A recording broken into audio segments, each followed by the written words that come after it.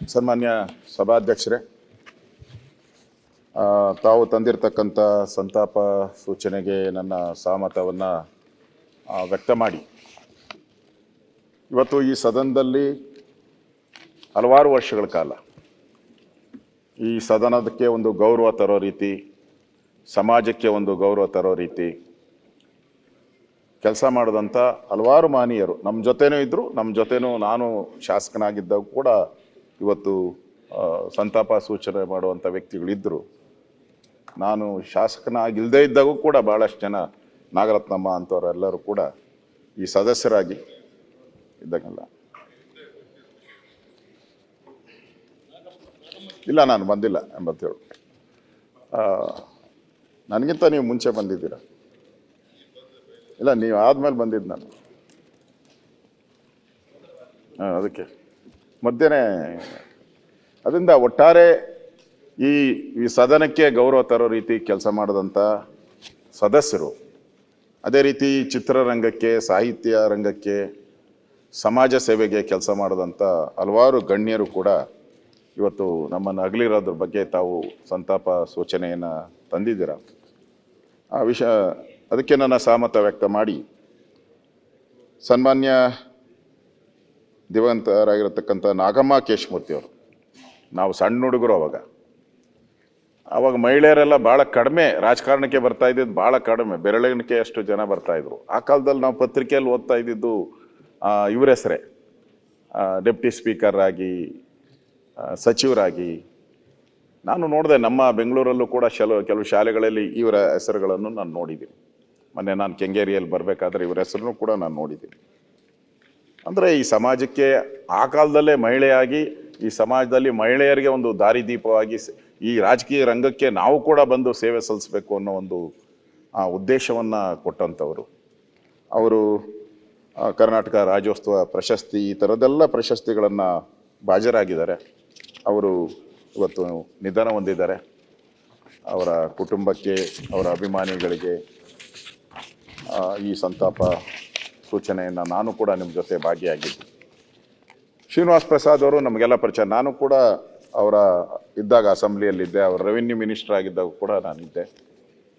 ಮತ್ತು ನಾನು revenue minister ಆಗಿದ್ದಾಗ ಕೂಡ ಅವರು ಲೋಕಸಭಾ ಸದಸ್ಯರಾಗಿ ನಮ್ಮ ಪಾರ್ಟಿಯಿಂದನೇ ಎಲೆಕ್ಟ್ ಆಗಿದ್ದರು. ಆ ಸಂದರ್ಭದಲ್ಲೂ ಅವ್ರು ಭಾಳ ಬಾರಿ ನನ್ನ ಜೊತೆ ಫೋನ್ ಮಾಡಿ ಮಾತಾಡ್ತಾಯಿದ್ರು ರೆವಿನ್ಯೂ ಇಲಾಖೆಗಳ ಬಗ್ಗೆ, ಏನೇನು ಸುಧಾರಣೆಗಳನ್ನು ತರ್ಬೋದು, ಇದ್ರ ಬಗ್ಗೆನೂ ಕೂಡ ಭಾಳ ಚರ್ಚೆ ಮಾಡಿದರು. ಭಾಳ ಸುದೀರ್ಘವಾದಂಥ ರಾಜಕೀಯ ಜೀವನ ಅವ್ರದ್ದು. ಮತ್ತು ಎಲ್ಲ ಪಾರ್ಟಿಯಲ್ಲಿ ಇರ್ಬೋದು, ಅವರು JDS ಇರ್ಬೋದು, ಕಾಂಗ್ರೆಸ್ಸಲ್ಲಿರ್ಬೋದು, BJPಯಲ್ಲಿ ಇರ್ಬೋದು, ಯಾವುದೇ ಪಾರ್ಟಿಯಲ್ಲಿದ್ದರೂ ಕೂಡ ಅವರು ತನ್ನತನವನ್ನು ಎಂದೂ ಬಿಟ್ಕೊಟ್ಟಿಲ್ಲ. ಅವ್ರ ಮಾತುಗಳು, ಅವರ ನಡೆ ನುಡಿ ಕೂಡ ಎಲ್ಲನೂ ಕೂಡ ಯಾವತ್ತೂ ಕೂಡ ಆ ದಲಿತ ಧ್ವನಿಯಾಗಿ. ಸಂತಾಪ ನಡೀತಾ ಇದೆ, ಸ್ವಲ್ಪ ದಲಿತರ ರಾಮಲಿಂಗಾರೆಡ್ಡಿ ಸಂತಾಪ ನಡೀತಾ ಇದೆ, ತೀರಿ ಹೋದವರಿಗೆ ಗೌರವ ಕೊಡುವಂಥ ಕಾರ್ಯಕ್ರಮ. ಈಗಲಾದರೂ ನಾವೆಲ್ಲರೂ ಕೂಡ ಸದನ ಮೌನದಿಂದ ಇರಬೇಕು. ಇಲ್ಲ, ಈ ಸಂತಾಪಕ್ಕೆ ಒಂದು ಅರ್ಥವೇ ಬರುವುದಿಲ್ಲ. ಜನ ನಮ್ಮನ್ನೆಲ್ಲ ನೋಡ್ತಾ ಇದ್ದಾರೆ ಮಾಧ್ಯಮಕ್ಕೆ, ಯಾವ ರೀತಿ ನಾವು ಸಂತಾಪ ಕೊಡ್ತೇವೆ ಅಂತೇಳಿ. ಸೈಲೆಂಟ್ ಆಗಿರ್ಬೇಕಂತ. ರಾಜೇಂದ್ರ ಪಾಟೀಲ್, GT ಪಾಟೀಲ್ ಕೂತ್ಕೊಳ್ಳಿ. ಮಂತ್ರಿಗಳನ್ನೆಲ್ಲ ಆಮೇಲೆ ಭೇಟಿ ಮಾಡೋಕ್ಕೆ, ಸೈನ್ ಹಾಕ್ಸೋಕ್ಕೆ ಹೇಳ್ಬಿಡಿ. ಅದೇ ಮಂತ್ರಿಗಳ ಹತ್ರನೇ ಬಂದು ಸೈನ್ ಕೂತ್ಕೊಳೋದು ಫಸ್ಟ್. ಆ ದೃಷ್ಟಿಯಿಂದ ಸುಧಾಕರ್, ಅಜಯ್ ಸಿಂಗ್ ಕೂತ್ಕೊಳ್ಳಿ.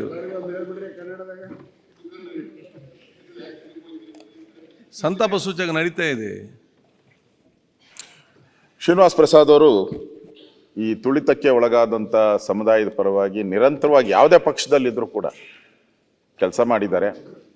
ಅಟಲ್ ಬಿಹಾರಿ ವಾಜಪೇಯಿ ಅವರು ಪ್ರಧಾನಮಂತ್ರಿಗಳಾಗಿದ್ದಾಗ ಆ ಒಂದು ಕ್ಯಾಬಿನೆಟಲ್ಲೂ ಕೂಡ ಅವರು ಕೂಡ ಸಚಿವರಾಗಿ ಕೆಲಸ ಮಾಡಿದ್ದಾರೆ. ದೇಶದ ಒಂದು ದೃಷ್ಟಿಯಿಂದನೂ ಕೆಲಸ ಮಾಡಿದ್ದಾರೆ, ರಾಜ್ಯದ ದೃಷ್ಟಿಯಿಂದನೂ ಕೆಲಸ ಮಾಡಿದ್ದಾರೆ. ರೆವಿನ್ಯೂ ಮಿನಿಸ್ಟರ್ ಆಗಿನೂ ಕೂಡ ನಮ್ಮ ಜೊತೆ ಕೆಲಸ ಮಾಡಿರೋವಂಥದ್ದು. ಮುಖ್ಯಮಂತ್ರಿಗಳು ಹೇಳ್ದಂಗೆ ಅವ್ರಿಗೆ ಭಾಳ ಒಡನಾಡಿನೂ ಇದ್ದರು, ವಿರೋಧನೂ ಇದ್ದರು, ಒಡನಾಡಿನೂ ಇತ್ತು, ಎಲ್ಲನೂ ಇದ್ದರು. ರಾಜಕೀಯವಾಗಿ ಭಾಳ ಭಿನ್ನಾಭಿಪ್ರಾಯಗಳು ಇದ್ದರೂ ಕೂಡ ಅವರ ನೇರ ನುಡಿಗಳನ್ನು ಯಾರು ಮಾತಾಡೋ ಪ್ರಶ್ನೆನೇ ಇಲ್ಲ. ಕೊನೆಯಲ್ಲಿ ಅವರು ನಮ್ಮ BJPಯ ಒಬ್ಬ ಸಂಸದರಾಗಿ ಕೆಲಸ ಮಾಡಿದ್ದಾರೆ. ಕೊನೆಗೆ ಅವರು ಇನ್ನೊಂದು 3-4 ತಿಂಗಳಿದ್ದಂಗೆ ಅವರು ರಾಜಕೀಯ ನಿವೃತ್ತಿಯನ್ನು ಘೋಷಣೆ ಮಾಡಿದ್ರು. ಅದೇ ರೀತಿ ಅವರು ನಡ್ಕೊಂಡ್ರು. ಇಡೀ ಆ ಒಂದು ಸಮುದಾಯ ಇಡೀ ಕರ್ನಾಟಕದ ಎಲ್ಲ ಅಂತ ಹೇಳಿ ಇಡೀ ಎಲ್ಲ ಕರ್ನಾಟಕದ ಕೂಡ ಶ್ರೀನಿವಾಸ್ ಪ್ರಸಾದ್ ಅವ್ರನ್ನ ಯಾವತ್ತೂ ಮರೆಯೋಕ್ಕೆ ಸಾಧ್ಯನೇ ಇಲ್ಲ. ಆ ರೀತಿಯ ಒಂದು ಜೀವನವನ್ನು ಅವರು ನಡೆಸಿದರೆ, ನಮಗೆಲ್ಲ ಮಾರ್ಗದರ್ಶಕರಾಗಿದ್ದಾರೆ. ಅವರು ನಿಧನ ಹೊಂದಿದ್ದಾರೆ. ನಾನು ಕೂಡ ತಮ್ಮ ಪರವಾಗಿ ಸಂತಾಪವನ್ನು ಸೂಚನೆ ಮಾಡ್ತಾ ಇದ್ದೀನಿ. ಮೂಳ್ಗಿರಿಯಪ್ಪನವರು ನಮ್ಮ ತುಮಕೂರು ಜಿಲ್ಲೆಯಲ್ಲಿ MLA ಆಗಿ ನಮಗೇನು ಗೊತ್ತಿರಲಿಲ್ಲ, MP ಆಗಿ ಭಾಳ ರಾಜಕೀಯದಲ್ಲಿ ಒಂದು ದೊಡ್ಡ ಹೆಸರಿತ್ತು ಅವರು. ಆವತ್ತಿನ ಕಾಂಗ್ರೆಸ್ ಪಾರ್ಟಿಯಲ್ಲಿ ಇವತ್ತಿನ ಥರ ಸನ್ನಿವೇಶ ಇಲ್ಲ. ಮೊದಲು ಇವತ್ತು MLAಗಳಿಗೆ ಸ್ವಲ್ಪ ಜಾಸ್ತಿ ಗೌರವ. ಹಿಂದೆ ನೀವು ನೋಡಿ, ಕಳೆದ 30 ವರ್ಷದಿಂದ MP ಗಳಿಗೆ ಭಾಳ ಗೌರವ ಇತ್ತು. MP ಗಳೇ MLAಗಳನ್ನ ತೀರ್ಮಾನ ಮಾಡ್ತಾಯಿದ್ರು. ಅವ್ರ ಕಾನ್ಸ್ಟಿಟ್ಯೂನ್ಸಿಯಲ್ಲಿ, ಅವ್ರು ಬರೋವಂಥ ಕಾನ್ಸ್ಟಿಟ್ಯೂನ್ಸಿಯಲ್ಲಿ ಪರಮೇಶ್ವರ್ ಅವ್ರು ಗೊತ್ತು, MP ಹೇಳಿದವ್ರಿಗೆ ಟಿಕೆಟ್. ಅವತ್ತು ಕಾಂಗ್ರೆಸ್ ಪಾರ್ಟಿ ಡೆಲ್ಲಿಯಲ್ಲಿ MP ಗಳು ಡೆಲ್ಲಿಗೆ ಇಲ್ಲಿಂದ ಫ್ಲೈಟ್ ಹಾಕಿ ಅಲ್ಲಿಂದ ವಾಪಸ್ ಬರ್ತಾರೆ ಅಂದರೆ MLAಗಳೆಲ್ಲ ಅವ್ರ ಹಿಂದೆ ಹೋಗಿ ನಿಂತ್ಕೊಂಡವ್ರು. ಶಿವಕುಮಾರ್ ಅವ್ರಿಗೂ ಗೊತ್ತು, ಅವರ MP ಇದ್ದರು, ನಮ್ಮ MP ಆಗಿದ್ರು ಅವರು. ಅವಾಗ MP ಗಳಿಗೆ ಒಂದು ಗೌರವ ಇತ್ತು. ಆ ಸಂದರ್ಭದಲ್ಲಿ ಮೂಡಗಿರಿಯಪ್ಪನವ್ರ ಹೆಸರು ಕಾಂಗ್ರೆಸ್ ಪಾರ್ಟಿಯಲ್ಲಿ ಭಾಳ ಪ್ರಮುಖವಾಗಿ, ವಿಶೇಷವಾಗಿ ತುಮಕೂರು ಜಿಲ್ಲೆಗೆ ಸಂಬಂಧಪಟ್ಟಂತೆ ನಾನು ಕೂಡ ಆ ಸಂದರ್ಭದಲ್ಲಿ ಪತ್ರಿಕೆಗಳಲ್ಲೆಲ್ಲ ನೋಡಿದ್ದೀನಿ. ಅವರು ಇವತ್ತು ನಮ್ಮ ಮಧ್ಯೆ ಇಲ್ಲ. ನಾನು ಸಂತಾಪ ಸೂಚನೆ ಮಾಡ್ತಾ ಇದ್ದೀನಿ. ಕೇಶವಮೂರ್ತಿಯವರು ನಮ್ಮ ಪಕ್ಕದ ತಾಲೂಕಿನವರು, ಬೆಂಗಳೂರು ಆನೇಕಲ್ಲವರು. ಹಲವಾರು ಬಾರಿ ಭೇಟಿ ಮಾಡಿದ್ದೀನಿ, ಮಾತಾಡಿದ್ದೀನಿ. ಭಾಳ ಕಡಿಮೆ ಅವಧಿಯಲ್ಲಿ ಅವರು ಶಾಸಕರಾಗಿ ಕೆಲಸ ಮಾಡಿದ್ದಾರೆ. ಇವತ್ತು ನಮ್ಮ ಮಧ್ಯೆ ಇಲ್ಲ. ಅವ್ರಿಗೂ ನಾನು ಸಂತಾಪವನ್ನು ಹೇಳ್ತಾ ಇದ್ದೀನಿ. ಇನ್ನು ವಸಂತ ಬಂಗೇರ ಅವರು BJP 2 ಸ್ಥಾನ ಇದ್ದಾಗ ಕೂಡ ಅವರು ನಮ್ಮ ಯಡಿಯೂರಪ್ಪನವ್ರ ಜೊತೆ ಸದಸ್ಯರಾಗಿದ್ದರು. ಆಮೇಲೆ ನಮ್ಮ ಪಾರ್ಟಿ ಬಿಟ್ಟೋದ್ರು. ಭಾಳ ಸುದೀರ್ಘವಾದಂಥ ರಾಜಕಾರಣದಲ್ಲಿ ಬಂದಂಥವರು ಬಂಗೇರ ಅವರು. ಅವರು 8, 10, 13, 14 ಮತ್ತು 7 ವಿಧಾನಸಭೆ ಪ್ರವೇಶ ಮಾಡಿ ಸಮಾಜಮುಖಿಯಾಗಿ ಕೆಲಸ ಮಾಡಿದ್ದಾರೆ. ಅದೇ ರೀತಿ ಡಾಕ್ಟರ್ ಪಾಟೀಲ್ ಬಸವನಗೌಡ ಗುರುಗನಗೌಡ ಅವರು ಕೂಡ 1983ರಲ್ಲಿ 7ನೇ ವಿಧಾನಸಭಾ ಸದಸ್ಯರಾಗಿ ಆಯ್ಕೆಗೊಂಡು ಕೆಲಸ ಮಾಡಿದ್ದಾರೆ. ಅವ್ರಿಗೂ ನಾನು ನನ್ನ ಸಂತಾಪವನ್ನು ಸೂಚನೆಯನ್ನು ಮಾಡ್ತಾ ಇದ್ದೀನಿ.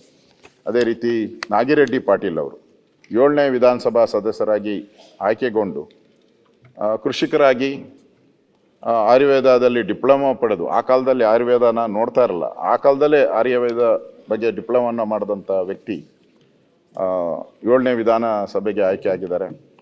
ಅವ್ರಿಗೂ ನಾನು ಸಂತಾಪ ಕೋರ್ತಾ ಇದ್ದೀನಿ. ಅದೇ ರೀತಿ ರಮೇಶ್ ಕುಮಾರ್ ಪಾಂಡೆ ಅವರು 1999ರಲ್ಲಿ 11ನೇ ವಿಧಾನಸಭೆಗೆ ಆಯ್ಕೆಯಾಗಿದ್ದಾರೆ. ಅವರು ಕೂಡ ಶಿಕ್ಷಣ ರಂಗದಲ್ಲಿ ಕೆಲಸ ಮಾಡಿದ್ದಾರೆ. ಅವರು ನಿಧನ ಹೊಂದಿರುತ್ತಾರೆ. ಅವ್ರಿಗೂ ನನ್ನ ಸಂತಾಪ. ಅದೇ ರೀತಿ ಶಿವಶಂಕರಪ್ಪನವರು 12ನೇ ವಿಧಾನಸಭೆಯಲ್ಲಿ ಆಯ್ಕೆಗೊಂಡು THS ಎಂದೇ ಖ್ಯಾತಿ ಪಡೆದಂಥ ದಿವಂಗತರು 2 ಬಾರಿ ಪುರಸಭೆ ಸದಸ್ಯರಾಗಿದ್ದಾರೆ. ನಂತರ ಅಧ್ಯಕ್ಷರಾಗಿ ಸೇವೆ ಸಲ್ಲಿಸ್ತಾರೆ. ಅವ್ರಿಗೂ ಕೂಡ ನನ್ನ ಸಂತಾಪ. ವಾಸು ಅವರು ಕೂಡ ನಾನು ನೋಡಿದ್ದೀನಿ. ಅವರು ಮೈಸೂರಿನಲ್ಲಿ ಮೇಯರ್ ಆಗಿ, MLA ಆಗಿ, ಇಲ್ಲೂ ಕೂಡ ನಮ್ಮ ಜೊತೆ ಕೆಲಸ ಮಾಡಿದ್ದಾರೆ MLA ಆಗಿ. ಅವ್ರಿಗೂ ಕೂಡ ನಾನು ಸಂತಾಪ ಸೂಚನೆ ಮಾಡ್ತಾ ಇದ್ದೀನಿ. ನ್ಯೂಸ್ ಫಸ್ಟ್ ನಿರ್ಭೀತಿಯಿಂದ ನಿಮ್ಮ ಪರವಾಗಿ.